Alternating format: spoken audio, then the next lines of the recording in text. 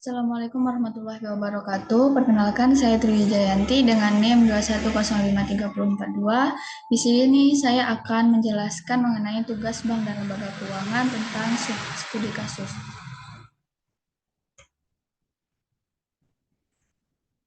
Oke, baiklah untuk kasus yang akan dibahas yaitu dampak sejarah perbankan di Indonesia, arsitektur perbankan di Indonesia, Bank Indonesia, Otoritas Jasa Keuangan. Untuk kasus yang pertama yaitu mengenai krisis moneter Asia pada akhir tahun 1990. Krisis moneter Asia ini pada akhir 1990-an merupakan suatu peristiwa yang paling bersejarah dalam ekonomi Indonesia. Krisis ini mencakup sejumlah kasus yang mempengaruhi perbankan Indonesia secara signifikan. Pada pertengahan hingga akhir 1990-an, banyak negara Asia termasuk Indonesia mengalami pertumbuhan ekonomi yang pesat. Namun sejumlah masalah mendasar mulai muncul, termasuk tingkat utang yang tinggi dan masalah struktural dalam sistem ekonomi. Krisis dimulai ketika spekulasi mata uang asing menimbulkan tekanan pada nilai tukar rupiah. Kemudian pada Juli 1997, rupiah mulai mengalami devaluasi yang signifikan terhadap dolar Amerika Serikat. Devaluasi ini membuat utang dalam mata uang asing lebih mahal dan memicu kepanikan dalam ekonomi. Kemudian krisis ini juga menyebabkan resesi ekonomi yang dalam. Banyak perusahaan dan bank yang telah meminjam dalam mata uang asing mengalami kesulitan membayar utang mereka. Banyak bank di Indonesia yang memiliki portofolio kredit yang bermasalah. Pemerintah Indonesia terpaksa melakukan restrukturisasi besar-besaran atas utang perusahaan dan bank. Beberapa bank, terutama yang terlibat dalam kredit bermasalah dan investasi spekulatif, mengalami kebangkrutan atau kesulitan serius. Pemerintah pun mengambil alih beberapa bank yang terkena dampak, termasuk Bank Indonesia yang merupakan bank sentral Indonesia. Krisis ini juga mengguncang kepercayaan masyarakat terhadap perbankan. Pemerintah harus melakukan berbagai langkah untuk menyelamatkan dan mengembalikan kepercayaan dalam sektor perbankan, termasuk menyelamatkan bank-bank yang terkena dampak.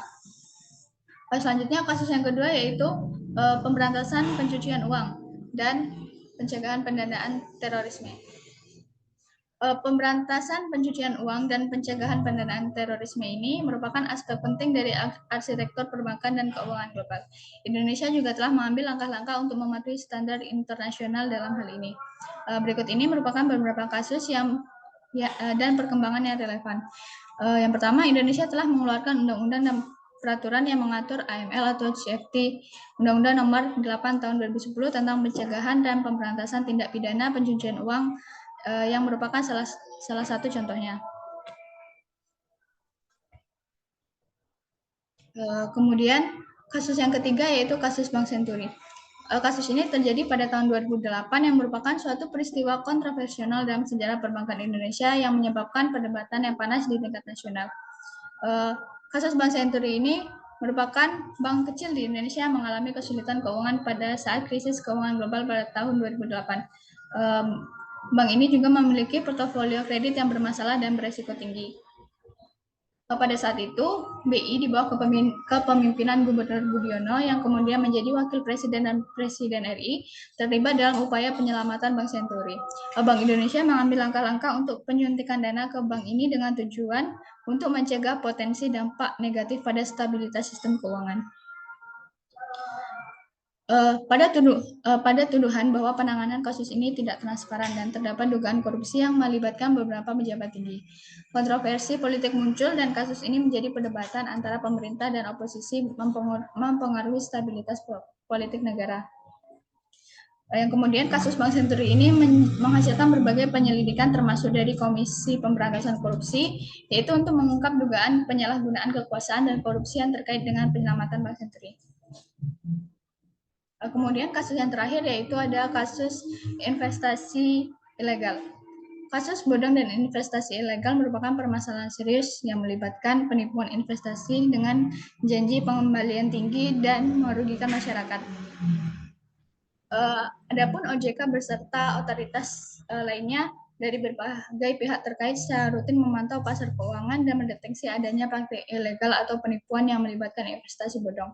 Skema ini seringkali menawarkan imbal hasil yang sangat tinggi dalam waktu singkat yang merupakan tanda peringatan potensial.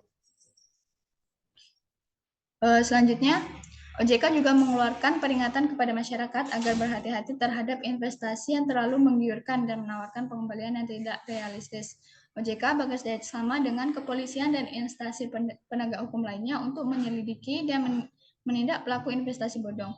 Yang mana penyelidikan ini melibatkan penggerebekan terhadap entitas dan individu yang terlibat dalam penipuan investasi. Yang mana dalam kasus ini OJK memiliki wewenang untuk memberikan sanksi administratif kepada pelaku investasi ilegal dan dapat melaporkannya kepada penegak hukum untuk penuntutan pidana. Yang mana tujuannya adalah untuk memberikan efek jerah kepada pelaku dan mencegah praktik serupa di masa depan.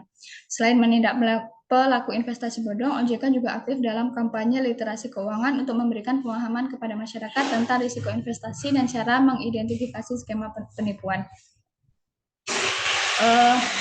Kemudian kasus ini mencerminkan pentingnya peran pengawasan dan penegakan hukum dalam melindungi masyarakat dari praktik penipuan di dunia investasi.